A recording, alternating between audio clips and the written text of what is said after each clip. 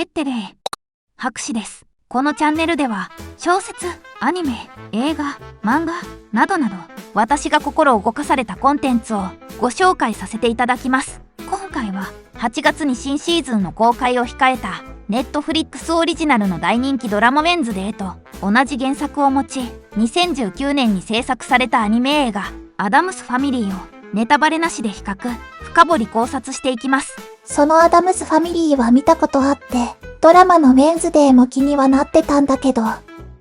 まだ見ていないと。そうなの。いつか見ようと思っていて、気がつけばもう第2シーズンよ。そういうこともありますよね。アダムスファミリーはチャールズ・アダムスの一コマ漫画を原作として実写、アニメ映画ともに2本ずつ、そしてドラマで映像化されています。その中で最も有名なアニメ第1弾とドラマウェンズデー、この2作の共通点やつながりをイラストとともに語っていき、ドラマウェンズデーの履修復習を促そうというのが本動画の趣旨でございます。映画とドラマはパラレルワールド設定らしいけど、共通点もあるんだね。つながりがわかると何気なく見ていたあの行為やあのシーンをより納得感を持って味わうことができますよ。ウェンズデーの新シーズンに備えて今から参入するのにも見返すのにもちょうどいいね。はい、ぜひこの動画を契機にしていただければ幸いです。語りたいことはたくさんありますが、時間は有限なのでここでは10選ご紹介していきますね。教えて。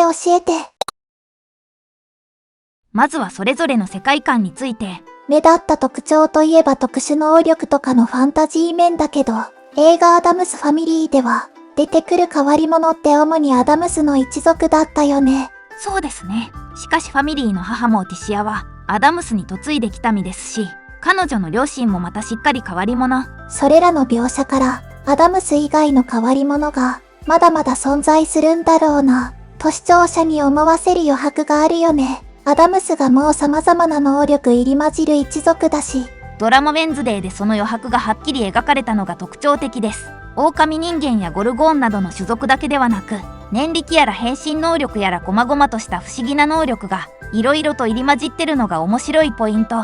普通の人間たちとのバチバチした感じはドラマでもやっぱり同じなの。はい、その点もやはり共通の問題提起と言えます。一般的な人々と得意さを持つ人々の間で起こる互いに対する反発や不理解はどちらの作品においても物語のスタート地点です。その問題にみんながどう向き合っていくのか、どんな答えを出せるのかっていう大きな見どころも共通点なんだね。そうですね。異文化共存の難しさとそれをどう実現させていくのかをそれぞれの作品柄しさを発揮して描いています。答えは一つじゃないもんね。そういうところに注目して見てみるのも面白いかも。他に共通の世界観はある？世界観というか、これは余談ですが、メインの舞台については見た瞬間に同じだなと思いました。メインというと、映画ではファミリーのお屋敷のことかな。ウェンズデーが通うネバーモア学園とシルエットが丸かぶりなんですよね。怪しげな森に囲まれていて、少し遠くに街があるというシチュエーションまで同じです。ありがちな環境ではあるけど、シルエットは確かに丸かぶりだね。原作が同じだから当たり前っちゃ当たり前か。次にお話しする共通点は指パッチンについて。指パッチンと言ったらアダムスファミリーのテーマソングで愛の手的に差し込まれているよね。そう、その指パッチンです。ドラマでは登場する秘密結社ベラドンナクラブの合図として採用されています。ベラドンナクラブは変わり者を迫害から守るために設立されました。ああ、映画でも村人や町の住人たちから出て行けって迫られてたな。やっぱりそういう集団心理は昔からあるんだね。悲しいことですね。ちなみにこのベラドンナクラブ、ゴメズのご先祖様が設立したと言われているんですよ。すごい。さすがアダムス。それでファミリーのテーマソングにも採用したのかな。その可能性は大いにありますね。あとは単に変わり者を迫害から守る精神を大事にしているという見方もあるでしょう。彼ら趣味思考が変わってるだけで心根の部分には良識が見られるよね。そのアンバランスさが彼らの魅力の一つだと思っています。さてここからは2つの作品をまたぐキャラクターたちについて深掘りしていきましょう。さすがに映画に出てくるファミリー全員がドラマに出演するわけじゃないもんね。そうですね。ドラマの方はウェンズデーの学園生活がメインのため、ファミリーが勢ぞろいというのはやはり難しいでしょう。しかし、映画よりもがっつりとスポットライトが当たるキャラがいます。私の推しだといいな。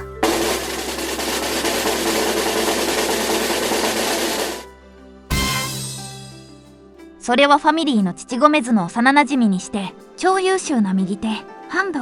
推しだー。あら、ちょうど推しなんですね。それはますますドラマの視聴をおすすめしますよ。もう絶対に見る。映画では登場シーンが少なかったけど、要所要所の輝きが素敵だったの。それがメインで活躍なんて、どれだけ魅力を発揮しちゃうの。そうですね。まず際立つのは彼の優秀さでしょう。謎解き要素が多いドラマウェンズデー。彼女が探偵のごとく調査推理をしながら物語が進みます。わかった。その名探偵ウェンズデーのワトソンくんがハンドなんでしょう。ご明察。彼は映画でも結婚式で指輪を忘れたゴメズにさっと届けて渡すナイスアシストを見せました。そうそう。その優秀さがウェンズデーではさらに見られるってこと？はい。あれの10倍活躍しますよ。10倍？10倍以上かもしれません。それはとってもたぎりますね。ただ、ビジュアルが割と違うので、ほんのちょっと違和感かもしれません。いろんなハンドが見られるのなら、むしろは不詳い。ゴメズの兄、フェスターおじさんもまた、両作で活躍するキャラの一人です。フェスターおじさん、映画ではファミリーの弟パグズリーに、剣技を教えてくれてたよね。そう。そしてウェンズデーには、体術を仕込んでいたことが判明します。何でもできるな、あの人。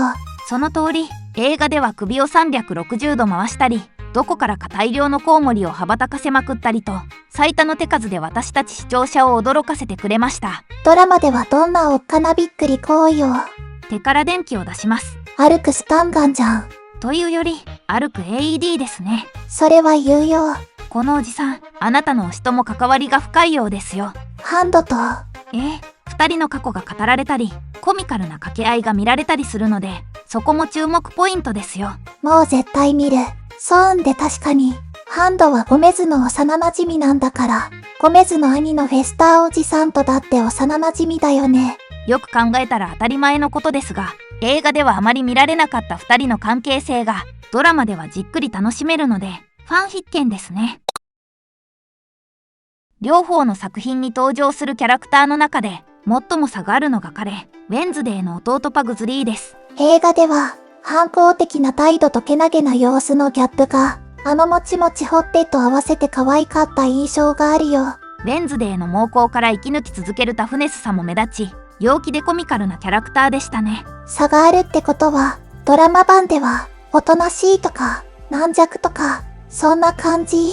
まあそうですね。ウェンズデーにいじめられながらも、なんとか無事でいるのは同じです。しかし映画のような跳ねっ返り感はなく、学校でそこらの陽キャにいじめられているくらい、全体的になよなよしてます。あのパグズリーが、巨大ミサイルを乗りこなして、父親を狙撃するなんて朝飯前だった。あのパグズリーが、そこはもしかしたら、ドラマの主人公、ウェンズデーとの、キャラ的なコントラストを聞かせたかったのかもしれません。しかし彼お得意の爆弾がちらっと出てくるので、映画ファンへのサービス精神もちゃんと感じられますよ。なるほどな。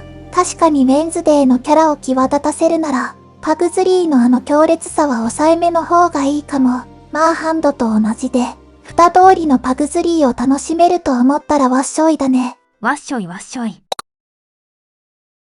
さてお次は、ドラマの主人公、ウェンズデーについて。映画でも、アダムスファミリーの中で、特に目立って描かれていたよ。そうですね。ここでは、彼女の衣装に注目してお話ししていきます。衣装、というと、あのモノクロなゴシックファッションについて。あのモノクロファッションは、映画に続きドラマでも楽しむことができます。しかし私がここで話したいのは、その他の衣装についてです。その他の衣装って言ったら、映画ではあのピンクのスカートかな。お母さんのもうティシアへの反抗シーンで着てみせたやつ。ピンクでファンシーなユニコーンの髪留めもつけてましたね。そうそう。あとはそこら辺で陽キャが披露してる。ダースと歌も見せつけてたね。ウェンズデーの正気のなさとのギャップが、面白可愛かったな。ドラマでも、これまた素敵な衣装姿を見せてくれるのですよ。ねえ、猫耳。何これ超見たい。映画と合わせて考えて、私はふと思ったんです。彼女なんだかんだこういう俗物的なものにちょっと心惹かれる部分があるんじゃないかと。ほうほう、反抗心だけで来ていたわけではないと。ドラマでは訳があって仕方なしにという風に着用する彼女。しかし過剰にこき下ろしながらも何気ない瞬間に素敵なドレスが目に留まる彼女の様子を見ると、やっぱりどこか魅力を感じているのかしらと思います。ああ、私も身に覚えがあるわ。メイド服とか可愛いなーって思うんだけど、恥ずかしくてついちょっと悪く言って意地張っちゃうとか。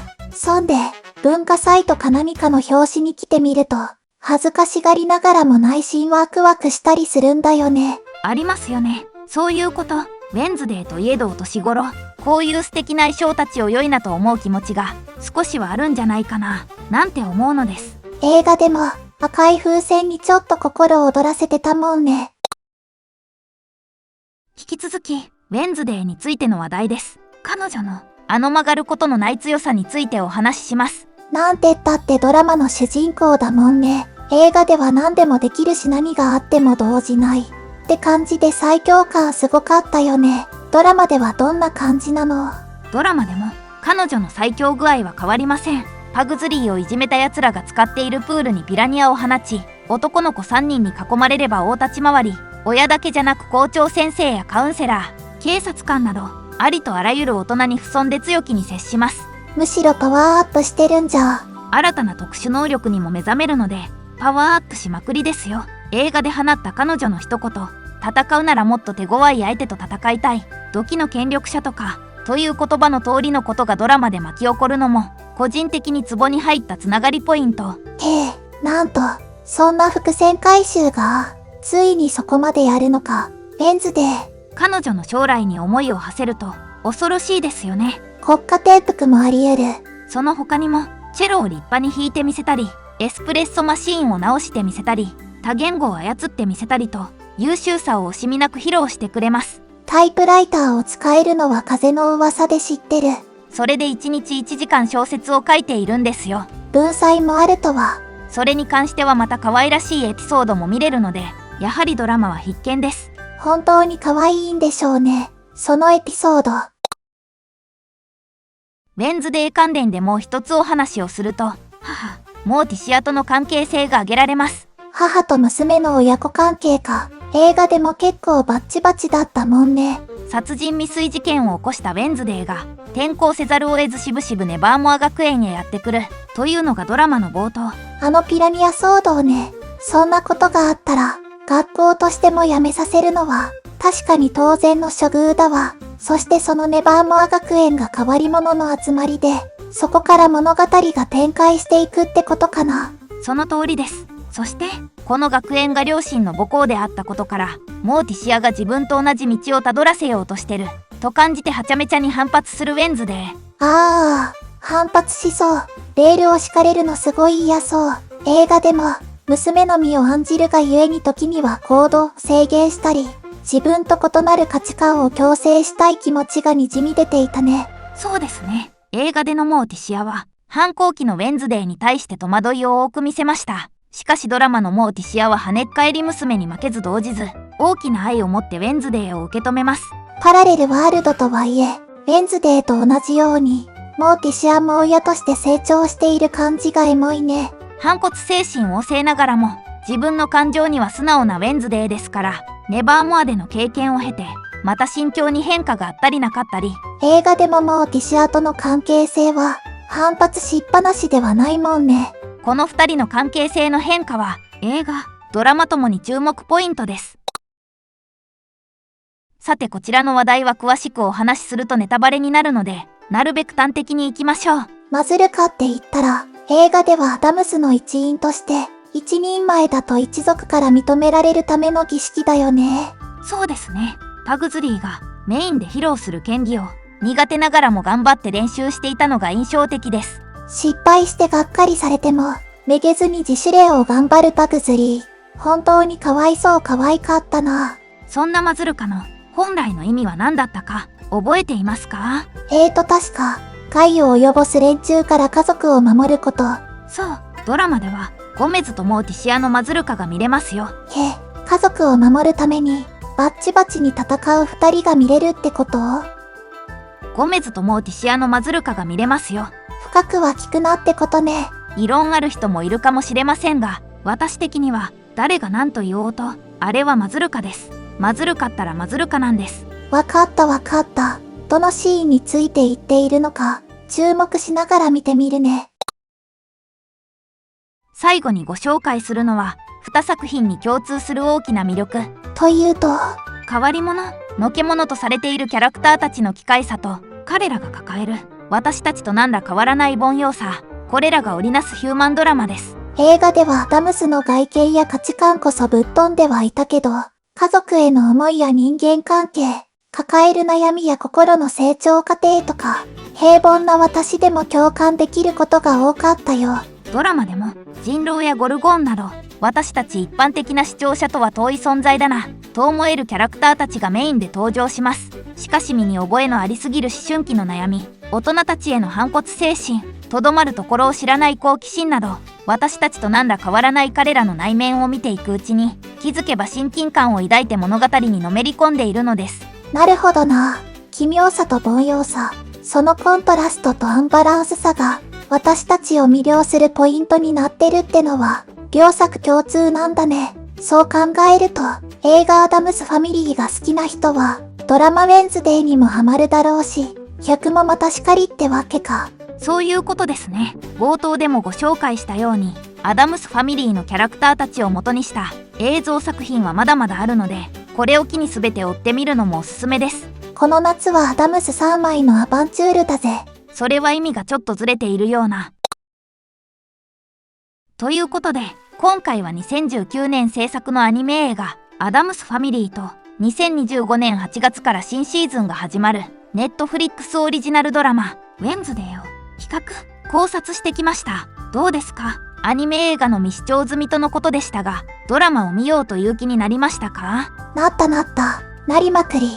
共通点も相違点もそれぞれあって、パラレルワールド設定とはいえ、いろいろとつながりを考察しつつ見ると面白そうだなって思ったよ。このチャンネルでは映画アダムスファミリーとドラマウェンズデーの両作とも解説、感想動画を出しています。作品についての詳しいことは、それぞれの動画、および本動画概要欄にて言及しているので、気が向いたらそれらもぜひ見てみてください。ドラマ全部見終わったら、そっちも覗いてみるね。それでは、ご視聴ありがとうございました。